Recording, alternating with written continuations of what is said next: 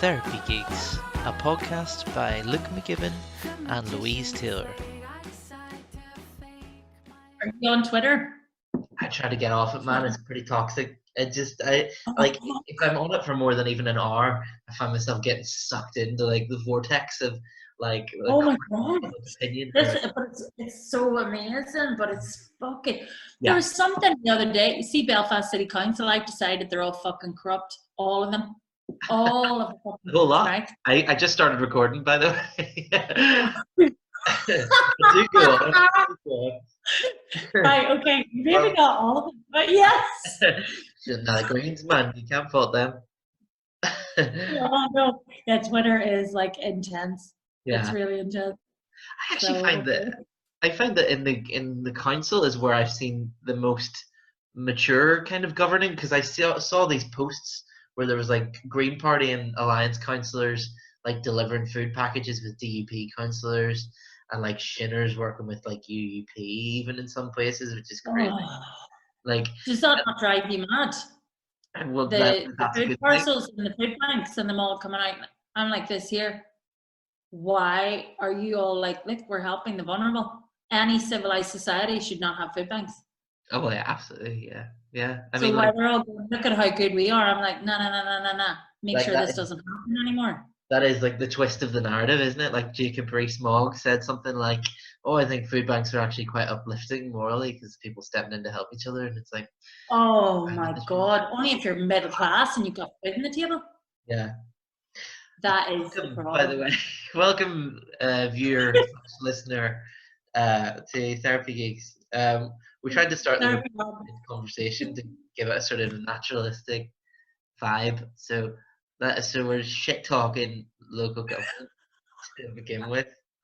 Yeah, we're qualified counsellors and we're talking about politics. Yeah, local politics on. We're now a more worldwide platform, actually. That in Northern Ireland. yeah. You guys probably don't know what the fuck we're talking about. Hello, my name is Luke McGibbon. I'm a counsellor who works in Belfast, Northern Ireland. I have done for 6 years or so. I'm also a comedian. And if you'd like to introduce yourself, Louise. I'm Louise Taylor, and I am, I am a PhD student at Queen's, going into my final year. I'm doing nature and mental health, which I absolutely love. So big into ecotherapy. And I am also a qualified counsellor, life coach. Met Luke. Hello. On the comedy scene. Yes, doing some jokes. You frozen, Luke. Have a frozen? Well, not my end. Yeah. I'm the one recording. So met Luke on the comedy scene. There's a 3-second delay between us, by the way. Yeah, there's a 3-second delay. And met you on the comedy scene where, I can't remember, was that 2014? Must have been. Yeah, I would have just been starting as a counsellor as well at that time. Yeah, and then I think I was just starting my training then. So yeah, then I don't know. Just got a wee connection with our wee interests. Yeah, and we're reintroducing ourselves to you because we've only just sort of gone on to other platforms. I think before we were on SoundCloud for a bit, and then 1 or 2 on YouTube. And so last night we got onto things like Spotify and the rest. So felt the need to reintroduce ourselves. And what do we do? What do we do here, Louise? Oh God! Right. Well, that's like, how do you describe Therapy Geeks? Yeah. Well, it's like we just chat, but we've got a common interest where we're interested in well-being. But I think that's what's interesting about it, because well-being, it starts with the individual, but you can't actually isolate it from all the other processes going on externally. Yeah. You're like a product of your environment, but you also produce your environment. Yes. Yeah. Yes. I think originally, like, this podcast came out of a mutual desire to talk about therapy in a less stuffy way. Would that be correct? I don't know if stuffy is the right word, but I wanted to make it lighthearted. More of a real, like, we're people, a more humane way. Sure. as opposed to I'm the expert. Yeah. So yeah, a lot less expert, a bit more light-hearted, and that's why we're talking about death and grief in this episode. Just thought we'd ease you in gently with talking I about didn't see loss. that. I didn't see that seg coming. Well, why not? Yes, this week we've chosen to talk about grief. Where do you even really begin there? It's such a broad and Oh, narrow subject, isn't it? it is like I think to love, if you have to love people, it's two sides of one coin, is to grieve. Mm. To love is to grieve. I know that Yeah. sounds really. That's a good point. Like there was a comedian years ago who used to have a joke about like buying his kids a pet dog, and he'd say like, "Look, everybody, I got us crying 7 years from now." And, like, Sound. Yeah, maybe I don't know if that's optimistic or pessimistic for a dog. that's pessimistic. Okay. But like, yeah, it is, isn't it? There's two sides of a coin. There's like, Jerry Springer. Yes. Like obviously trash TV, but like at the end of every episode, he gives his like thought for the day, and that to me that's probably the only bit of the show that's worthwhile and maybe even helpful. But there was one that I like saved because I thought, oh, that's actually quite wise, where he was talking about like in today's episode, you saw a lot of people who are hurt, who are angry, and feel betrayed by the people that you love. And it makes you wonder, can you live a life without this pain, without this betrayal, without this anger? And you can, but sadly, that's an empty life. Good night, everybody. It's like quite grim, but I feel like that's true. That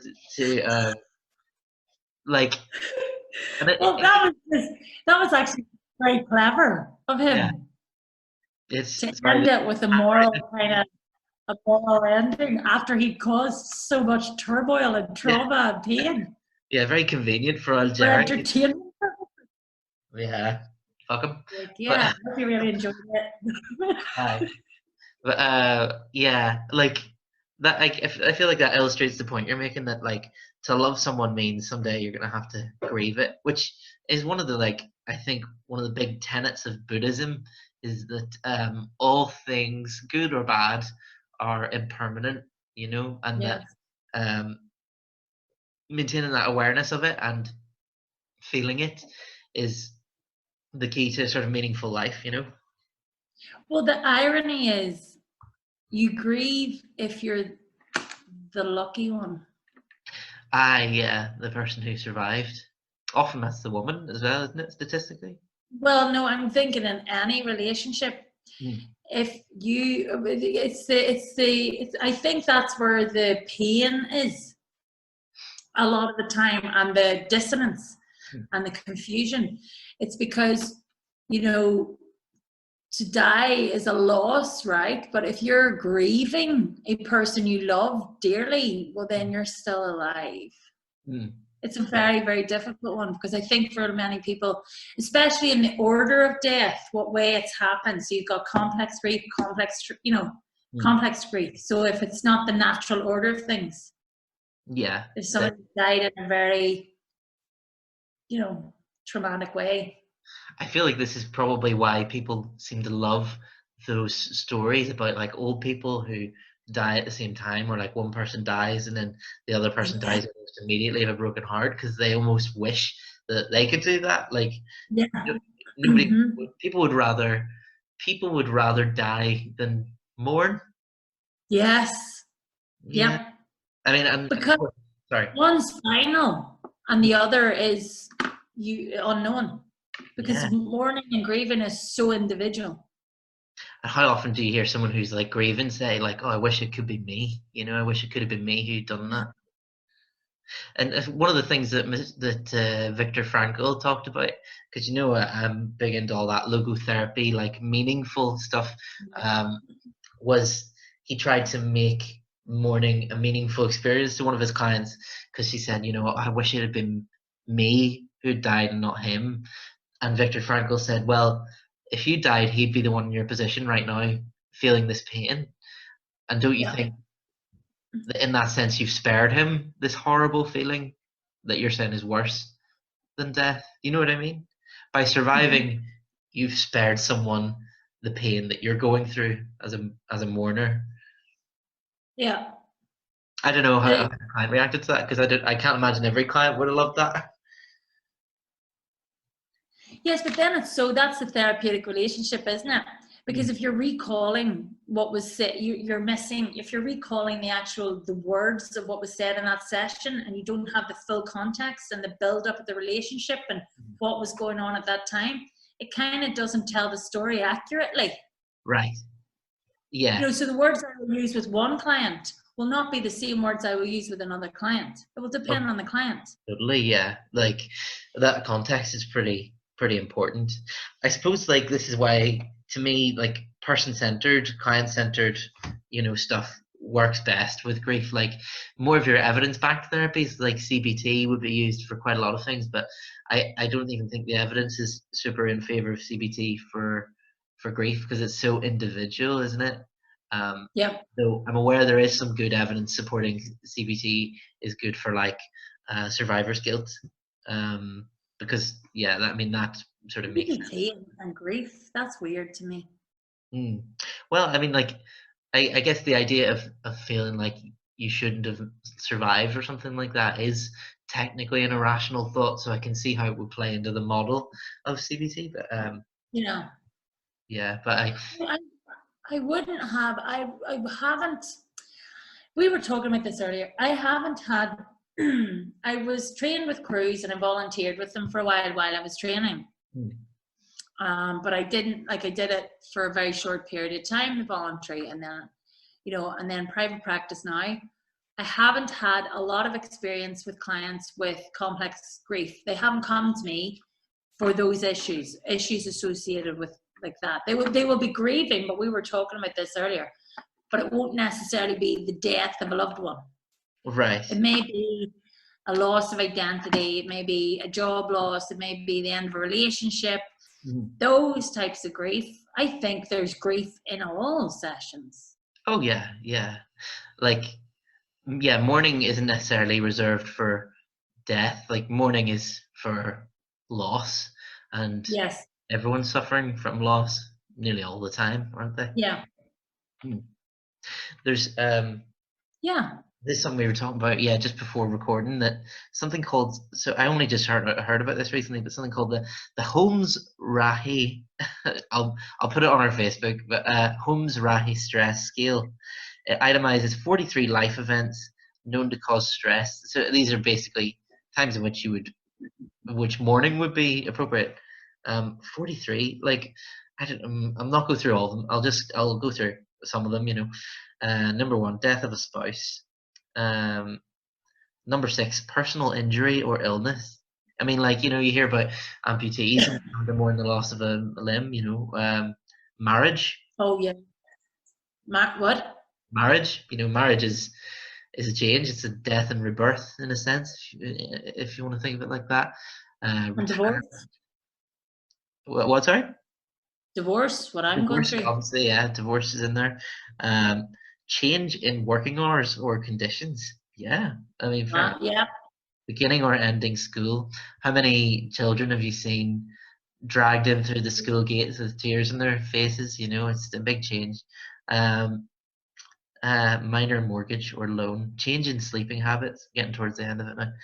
Vacation, Christmas, minor violation of the law. I mean, that's minor violation of the law is the last one. It just really gives you an idea of the scale of like what is it that people need to mourn. I mean, kind of everything in a way. Do you not think it's all connected with identity? Oh, totally. Yeah. It's in fact, that's kind of one of the big things in like one of the main models of grief, which we're going to talk about. I think the task-based one, it's by, is it William Worden? Yeah, J. William Worden. So that's a key part of, they believe that there's like 4 tasks to grief. But we'll get to that. Sure, you were talking about how like things like divorce or like a change in relationship are pretty comparable to grief, and I think everyone would agree with that, surely. Oh yeah, absolutely. Like, you know, my ex and I we're going through a divorce, but we're doing it really, we're talking together, we're getting some support with it too, because we know our relationship as parents. So we've got still got a relationship while we're mourning the loss of the marriage. Yeah, it must be difficult. It's really weird, because it's really going through it. I can see it as grief and a grieving process, but you're grieving somebody who's not dead. I guess you're grieving the idea of them, or grieving who you thought they were. I guess you're also grieving the sort of the gestalt of the two of you together, because like Yes. like in a relationship there's two people, and then there's the third one, which is the relationship, you know. And there was a lot of really, really good. So actually, you know, I support a lot of people who've been going through breakups and stuff like that, but there's often there's a big betrayal. Yeah. Or there's you know, it gets really bad, and there's often, you know, a kind of you know, there's a lot of, I don't know, is it better? I don't know how to describe it. They don't want to work together. They're complete. It's complete. Yeah. Whereas we're like trying to move forward whilst wrestling with the emotions of grief, which are really, while also thinking, right, actually we know it's not your fault. It's not our fault. We're not blaming each other. We're like, yeah, but we know this is not right. Yeah. But it's still full of, never mind the really toxic ones where there must be so many emotions. This here, in this really quite calm, not always, but calm way, that's really intense too. There's intense emotions. It's not easy. Totally. And I guess I should applaud, because I feel that one of the bravest things and one of the hardest traps when breaking up with someone is not to leap to vilify, because I feel like that's a defense mechanism that everyone has in a relationship, is to go, well, they're a meanie, they're evil for doing this, or like you can almost see people looking for it. Sometimes they're like looking for the flaw in like the way the breakup was done, or something that happened in the relationship that makes them the bad person, rather than just a person who might have done something bad or might not have done anything bad. I don't know. But I mean, I used to be terrible for that. I think everyone's fallen into that trap, because it's so easy just to go, well, I hate you now. But it's yeah, because you're hurt. It's hurt. It's painful. Yes, it is. It's hard not to take it personally as an insult almost as well, you know. This is the other thing too, and I think this will be for people who are grieving the actual death of a person too, right? The regret. And at times, the self, you know, beating up the self about what I could have done, what I should have done, what I could have, should have, would have, that are meaningless. Actually, they're not. I can't do anything about them. I'm powerless over them, but they're still part of the process, I think, of the whole grieving. You know, they talk about the bargaining and the denial and the and the anger, and I can see that, but they're not linear. It's like you jump, and then one day I'm like this, oh my God, you know, what have you done? You know, I'd be sitting there going, what have you done? Like, here you are in your 40s, you're single, you have 2 kids, you did not get married to get divorced. You know? Are you saying that in a way you're kind of mourning a sense of lost time? Failure. Oh. What you could have done. Failure sometimes is you as a person, possibly. Now, I'm not saying it's real. I'm saying I think it's part of the process, because I've also supported people, the most beautiful, incredible people who are full of self-loathing, going through something like this. Oh yeah, totally. Like, you're like, it'll pass. You know it'll pass, but you're processing a complete failure. But it's okay, because I know, you know, there are things that I've failed at, but it's led me to better places. Instead of just hanging in there, no matter what, it's best to sometimes let go and accept that's not working, or that's not for me. But it doesn't mean you don't feel like a failure. Right, that's the bit that's hard to accept, that feeling of failure. Yeah, and so I think for some people who actually lose people permanently, physically permanently, they may go through why didn't I tell them? What was the last words I said? Why? Remember that argument we had? And it was so fucking nonsense. Excuse my friend.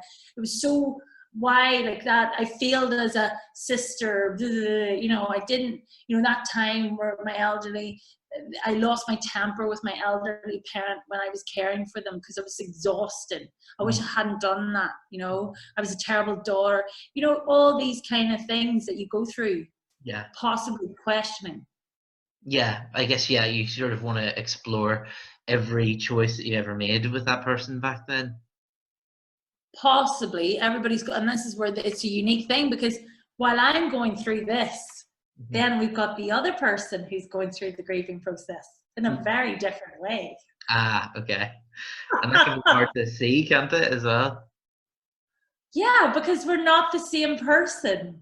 And he went through his things, and he might come, but he's not feeling what I'm feeling as I'm feeling it. I guess that he's differently. It kind of, what you're saying sounds to me kind of like the dual process model of grief, which we were talking about just before this, which is so the dual process model, I kind of like it because it allows for sitting on your ass and watching Game of Thrones for like days. It allows that part of grief. So they say that there's two factions, or two sides of the mourning, which is like, so there's loss oriented behavior, which is what you'd expect, which is like grief work and feeling sad and feeling the sense of loss and pain. There's intrusion of grief, so like the thought pops into your head, breaking bonds or ties or staying in, and the denial / avoidance of what could be seen as positive change, right? And then there's restoration oriented, which is like attending to life changes, doing new things, like distracting yourself maybe a little, which I think there's room for, and like, I don't know, learning a new talent or something. And they say that when you're grieving, you sort of bounce between these two things over and over again. So like, one day you could be feeling absolutely horrible, and then the next minute you could be paddleboarding. I don't know, like that's what I would do. Yeah, and like, sometimes when you're in the loss bit, and if in the case of a breakup, if you're in the loss bit and your partner's in the restoration bit, it sort of looks like, oh, they got over it very quickly, but you don't see them the next day when they're in the loss bit and you're in the restoration bit. You're learning to paddleboard and then he's crying or whatever. But yeah, it's a very tough one. What's that? It's a very tough one. And, and that's why, like, I think for any future relationship, if I pretend that this loss is not a loss, if I'm going to be in another serious relationship, and I believe me, I'm not looking for husband number 2. Jesus, not at all. But I need to, it's like grief. I know you don't get over it, you live around it. Yes. So, I know people can sometimes very quickly move on, and that's up to them. And there's a big part of me that goes, God, I wish it, I wish I'd meet somebody else and do this and have a nice partner and, just get on with my life, because I always want to be in a loving relationship. Like, I love being in love. I love it. But I also know that it's a loss and it's a grief, and it's something that nobody's ever going to replace. My marriage or my ex-husband, nobody's ever going to replace it. It's going to be something completely different and completely new. I feel like people don't realize that when it comes to pets. I'm not changing the subject because I know we'll come back to it. No, I agree. But like, say you have a dog and your dog dies, and people are like, oh, when are you going to get a new one? And it's like, a dog was my friend. Fuck you. I'm not going to get a new one just yet. That's exactly right. What you're saying, and that comparison to me makes complete sense. Because I'm not trying to I'm not trying to, take somebody to take his place, my ex-husband's place. Yeah. Or I would have just stayed with my ex. I would have stayed in the marriage. Yeah, he was very good at being him.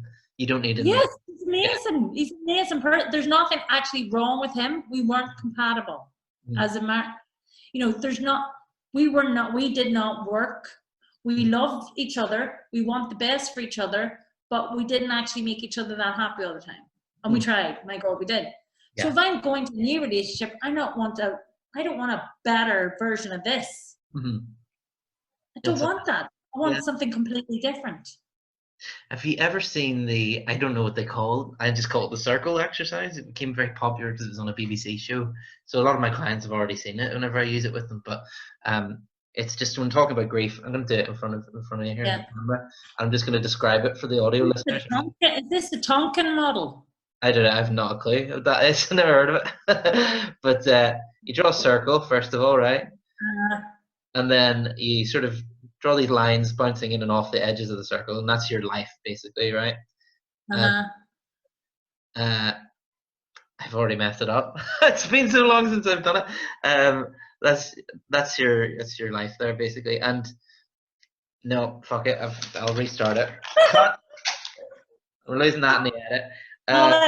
Okay, so this is your life, right? Let's start again. Draw a circle on a piece of paper. That's my life, and that's a circle. That is okay. And whenever you're grieving, it's like this. It's this line that bounces off all the sides of the inside of the circle. You see, it touches all the corners of it. Touches everything, and that's grief. Yeah. Right. And most people just sort of want to go, well, let's get rid of these lines, Yes. But you can't, they're permanent. So what you have to do is draw a new circle around it, and that is your new life, essentially. That grief is. Yes, that's like the Tompkins model too. Is that what that is? It's made meaningful and part of you. It's not going to. You're waiting for it to disappear. Tompkins model. We've talked about this, I think, before. You're waiting for the grief to get smaller. It doesn't. You grow around it. But it's like, that's why for some people it might be weird thinking about that in terms of a marriage, because it's very different. And I really don't mean to diminish anybody's grief. I'm talking about grief in kind of probably a safer way than it would be, say, if I was to be impacted by somebody. If my ex was dead, I don't think I'd be able to speak about like this, but I can talk about the grieving process of the end of a marriage, because he's not, we're both still, everybody's healthy. But I suppose in terms of the reason the loss is, there's a loss there, and going through the process of a loss are quite similar, maybe not as an intense or an extreme as with the loss of a loved one.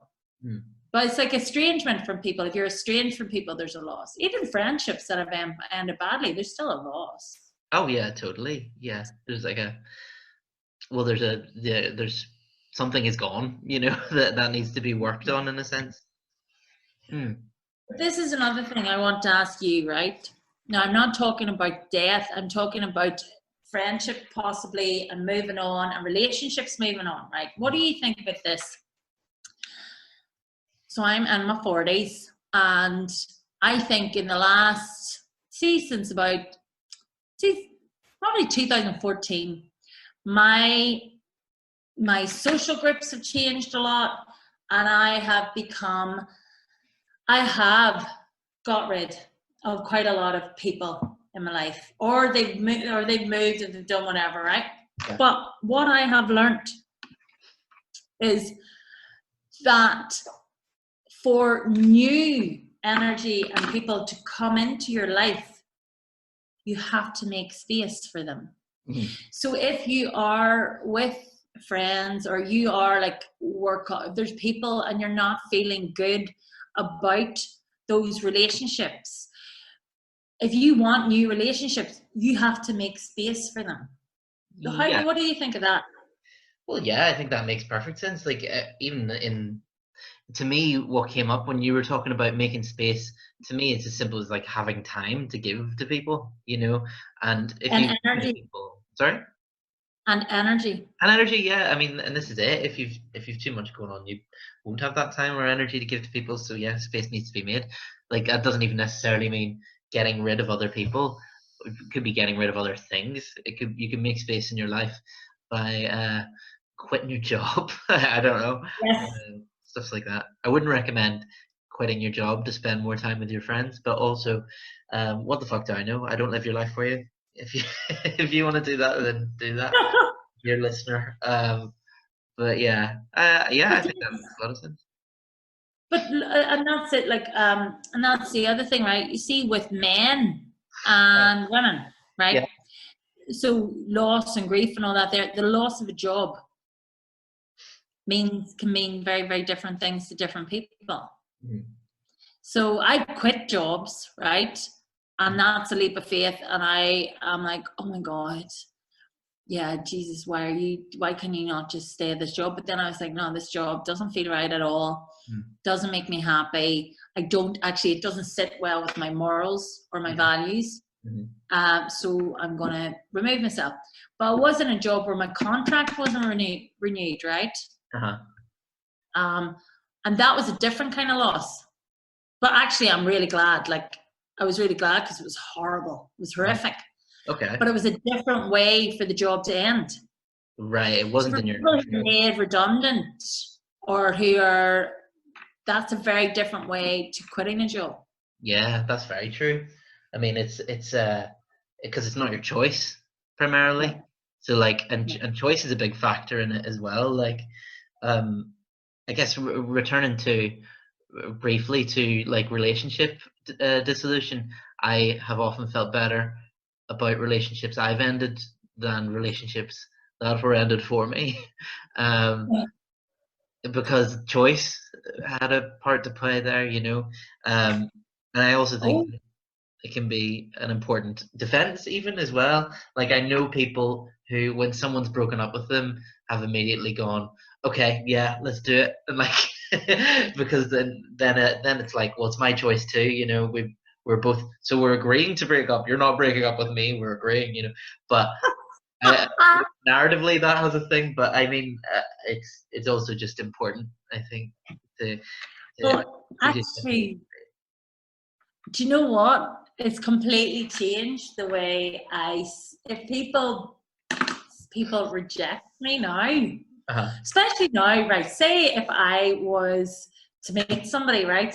And I love, right? Very romantic person and like happy, like most of the time, really just like, I can see the best in people. See if I was dating somebody for a couple of months and they were to go, nah, I don't want to be with you anymore. I'd think, phew. Aye.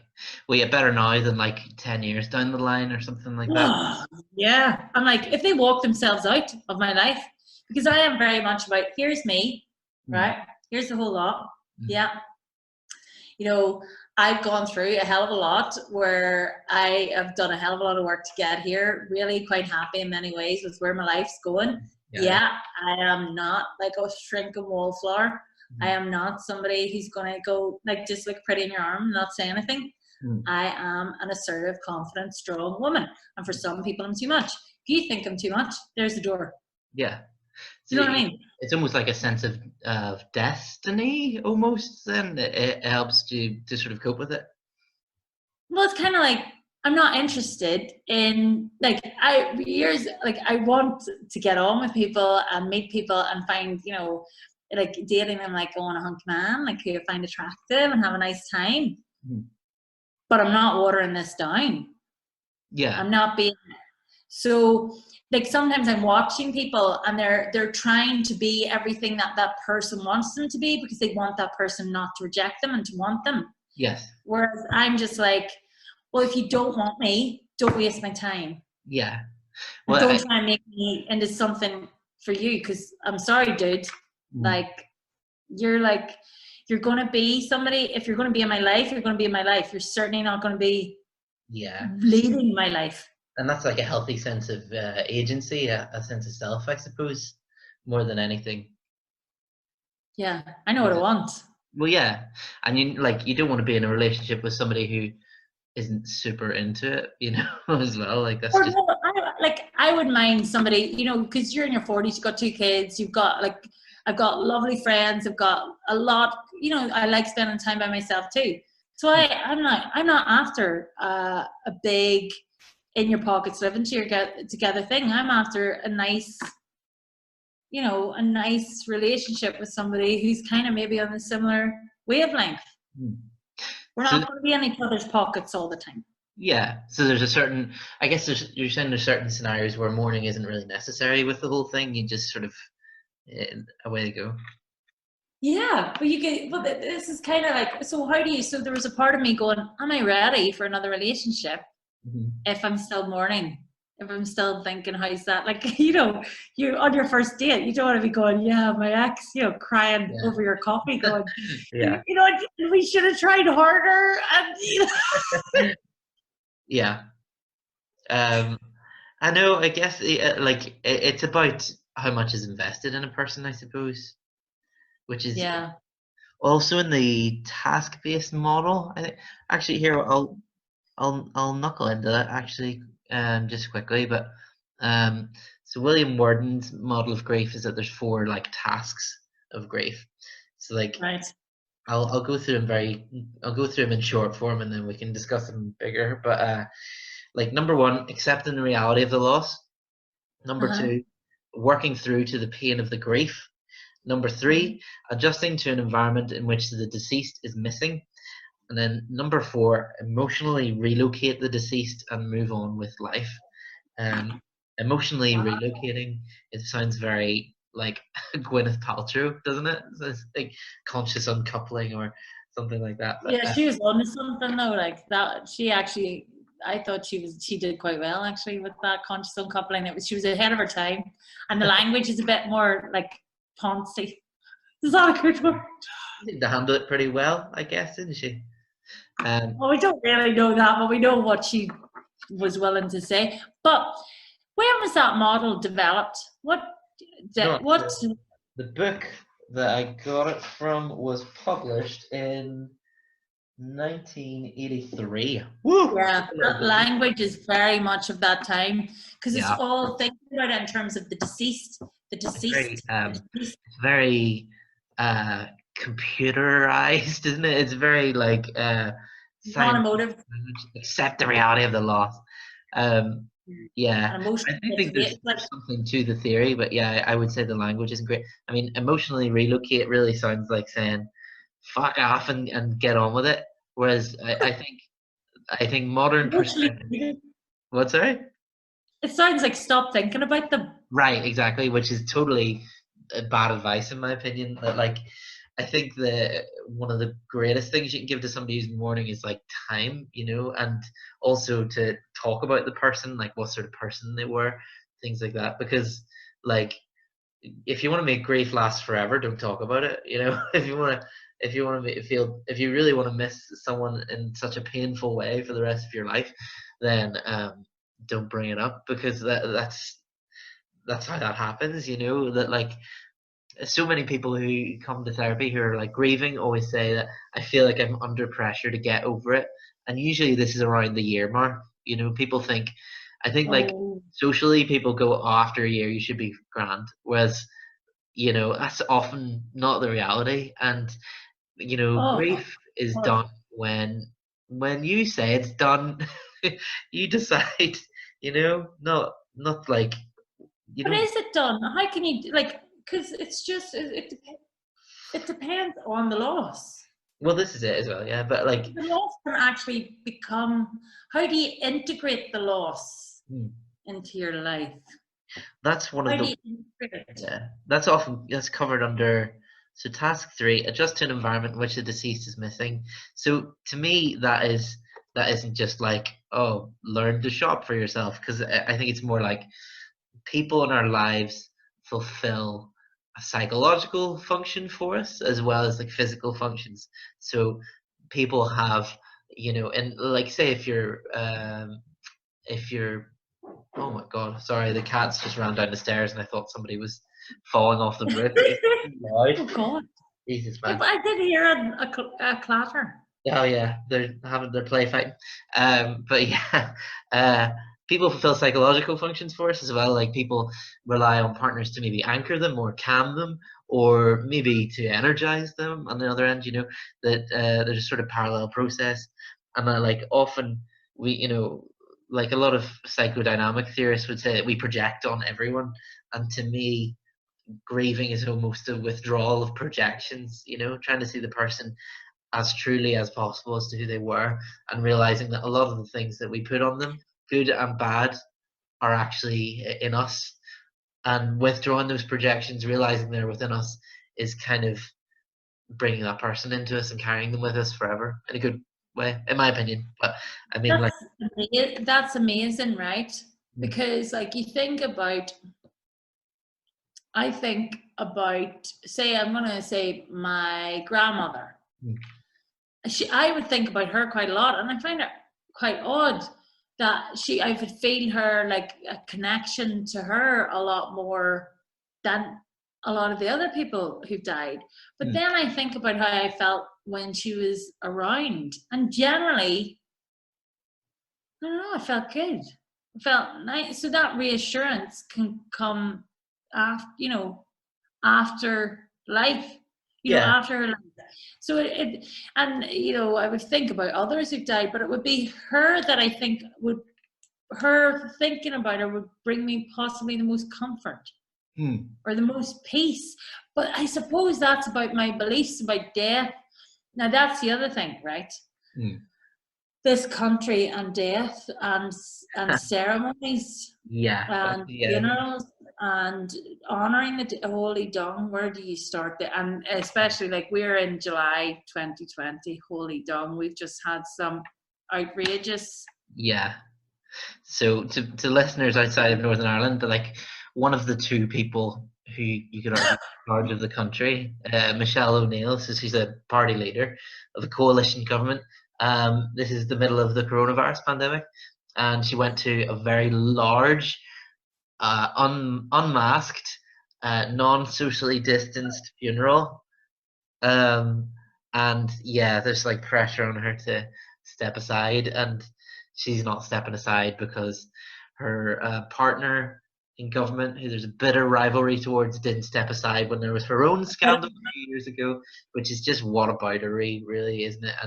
And it's a real shame because Northern Ireland's known for having a government that doesn't really want to cooperate with itself, and it's been going really quite good, I think, for most of the pandemic. They've been surprisingly competent up to this point.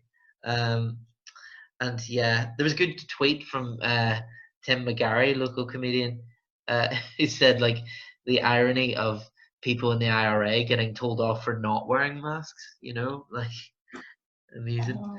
But yeah, so like, but you couldn't write it.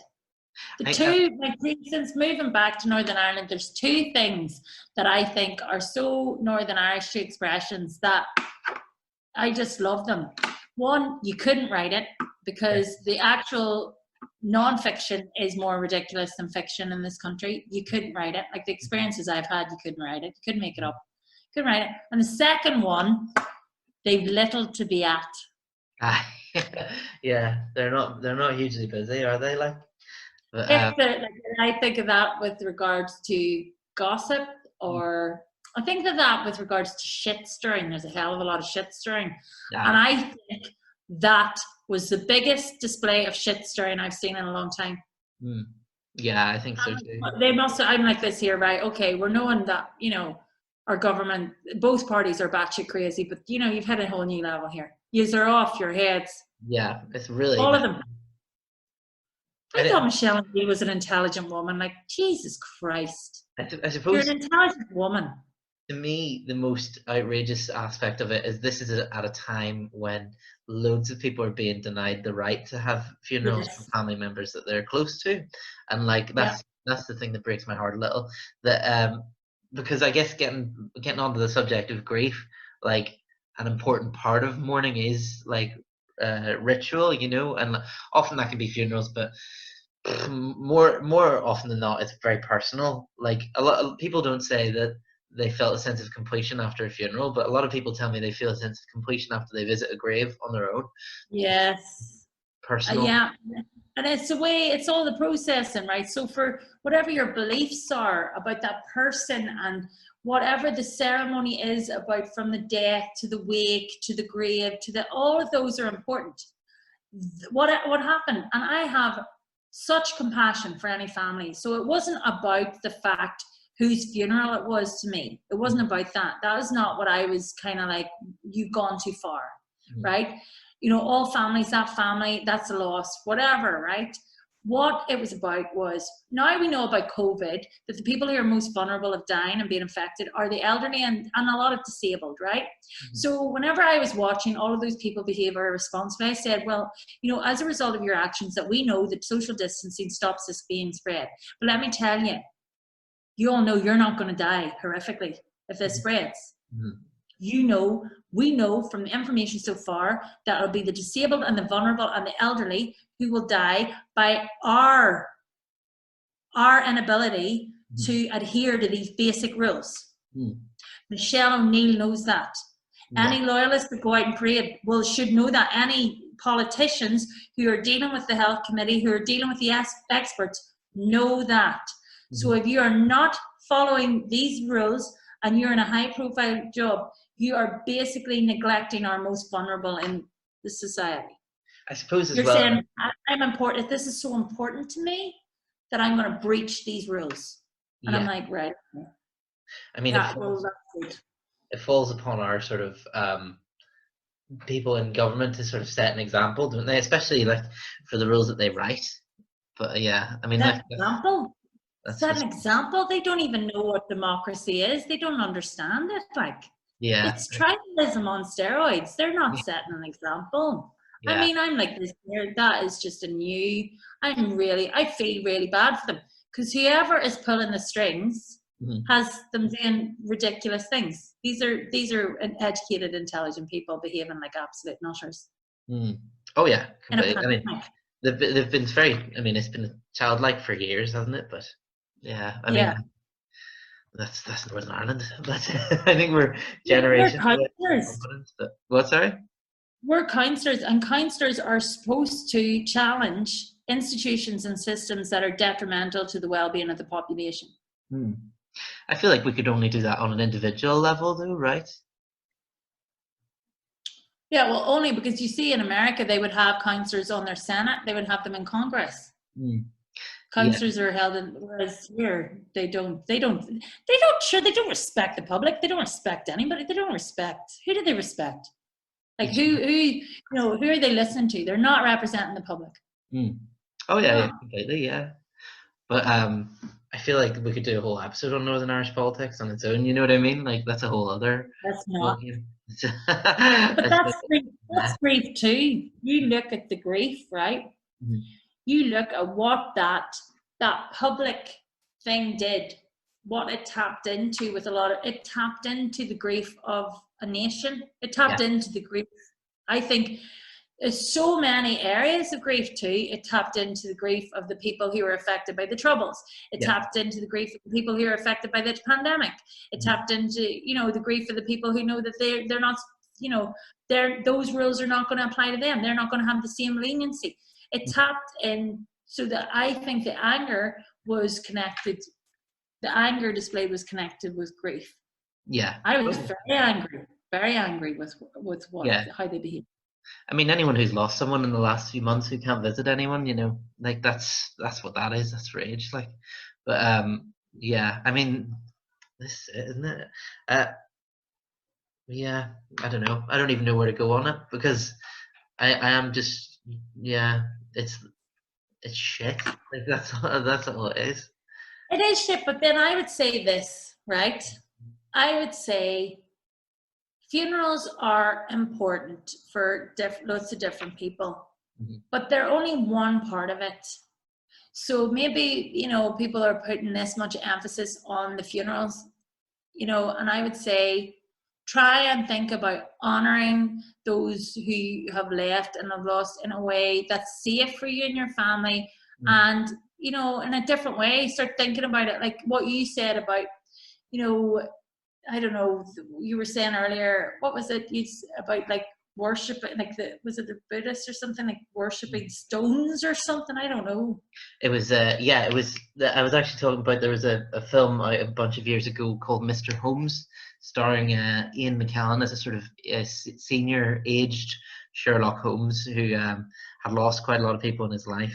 And hello again. Yeah, sorry, recording cut off there just in the middle of that, but we were talking about the film Mr. Holmes, starring Ian McKellen as a sort of aged Sherlock Holmes, and the film being about learning to sort of mourn the people that we've lost in our lives, and he learns to do it through a sort of ritual that he saw in Hiroshima when he saw people there mourning their loved ones by surrounding themselves with stones and then sort of bowing to each stone, naming each stone after the person who they've lost, which sounds nice. Yeah, like ritual is important for that sort of grief thing, isn't it? That it's like something concrete you can do in real life.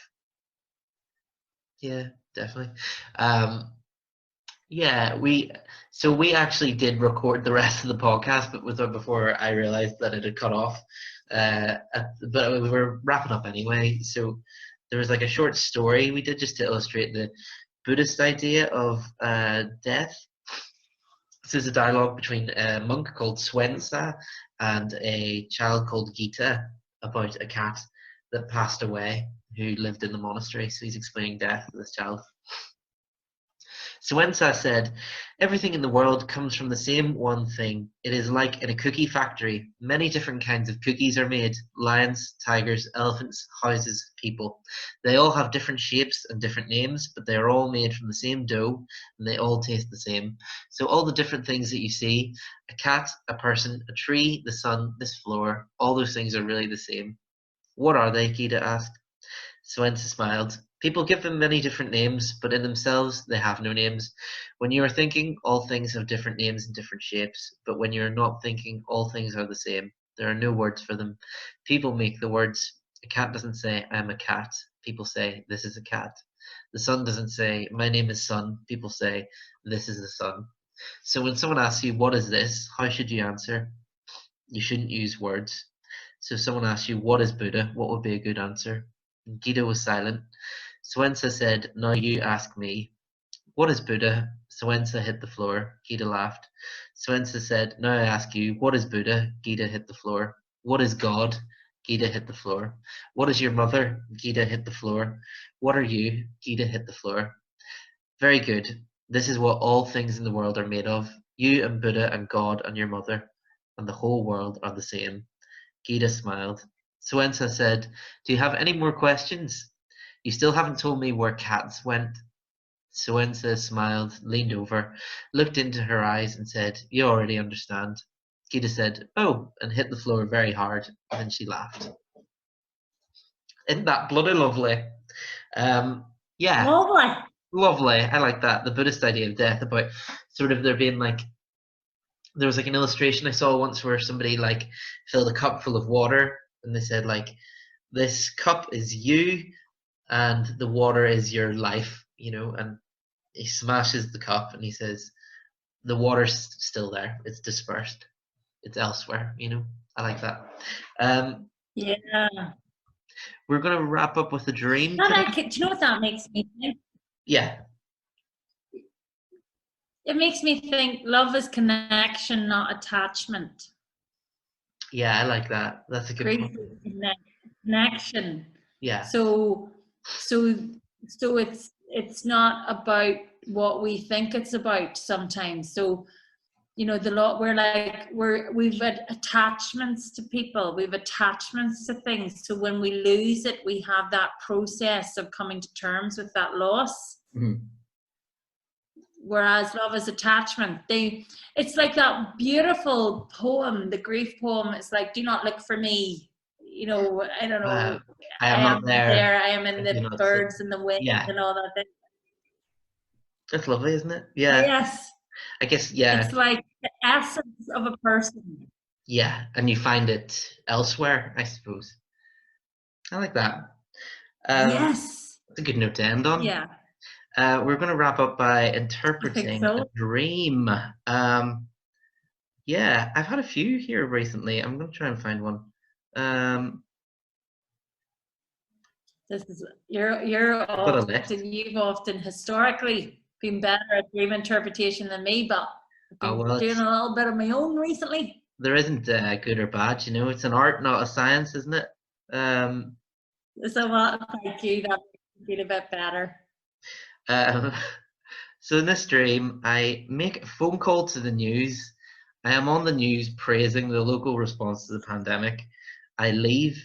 A walker walks towards me on, or not walker, sorry, a mugger walks towards me on Dublin Road in front of the gas station and asks me something. I'm increasingly suspicious as he feels predatory. He even tries to pick me up in his arms. I say, "You'll get no money from me," and I run. Him and someone else, some sort of accomplice, follow me into a petrol station, and I start to explain everything to the attendant. It was very cathartic as I shout down the mugger quite a lot. Yeah, that's about it. Well, I don't know what that's about there, but it's like, it's weird, isn't it? It's like I make a statement, I'm attacked, and then I shout down the attacker, and it feels good. But it's a weird kind of format, like somebody trying to pick me up in their arms. That's not really mugging, is it? And I noticed you reacted. I like the fact. Well, I find it very funny because you're like going to the place, or not the place, the news or whatever. Hi, I'm really impressed. Impressed with everything you're doing in the pandemic. You want to go on the news publicly saying how impressed I am with the response to the pandemic, which is really weird.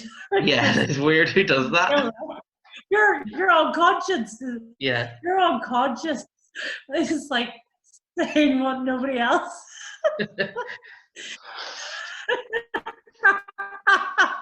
Your unconscious is like, wow, it's so impressive. Like, I'm going to go on the news and say how impressed I am. And then it's like, so then you're walking to a petrol station to get what?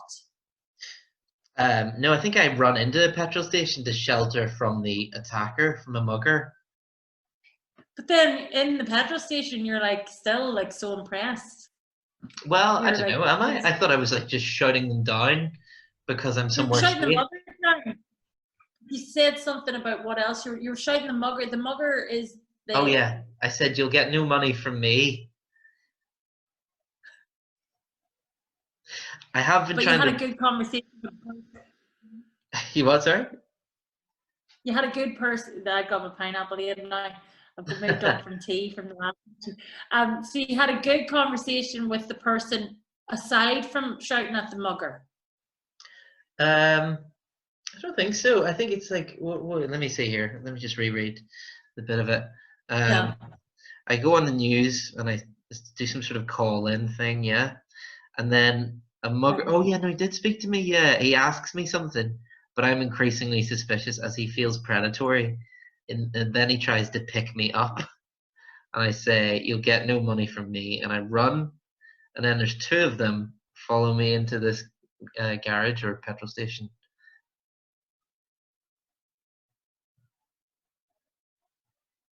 I don't know, man. I feel like, do you know what it is?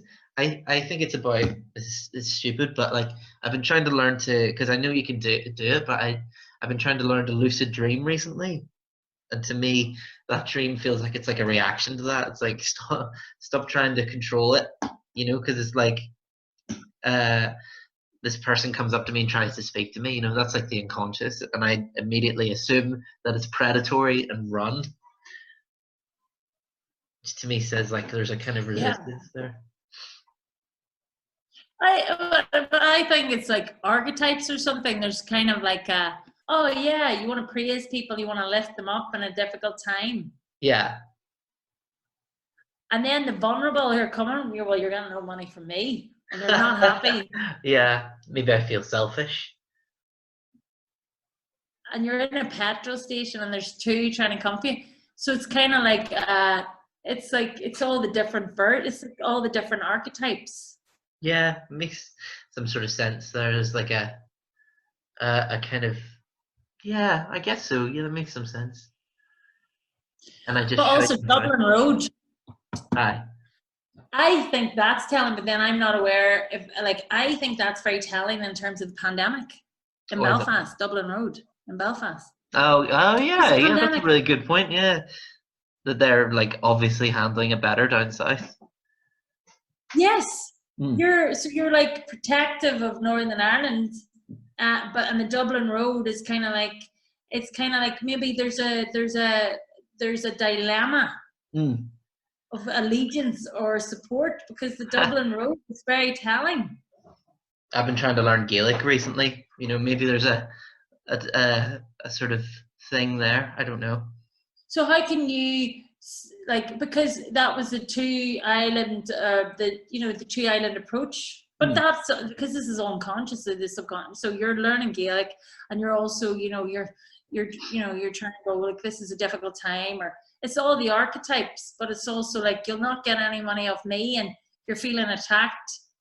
It's very interesting, but archetypes might come into play. But I think the Dublin Road in Belfast is very interesting. Yeah, I really skimmed over that the first time, actually. That might be something. Cool. I want to learn Gaelic too. Duolingo, it's good stuff, man. I'm really bad at languages, but I'd like to learn Gaelic with the girls. Yeah, it's good. It's quite a messy language, if I hope they don't mind me saying, but I enjoy it. Like, it was more just a lockdown hobby. It was to try and keep me sane in the early days, Anyway, so I think that'll do it. So. Good to see you. And that's awesome. So yeah, I know. Well, we'll record another one. You're doing the editing, are you? You what? You're doing the editing.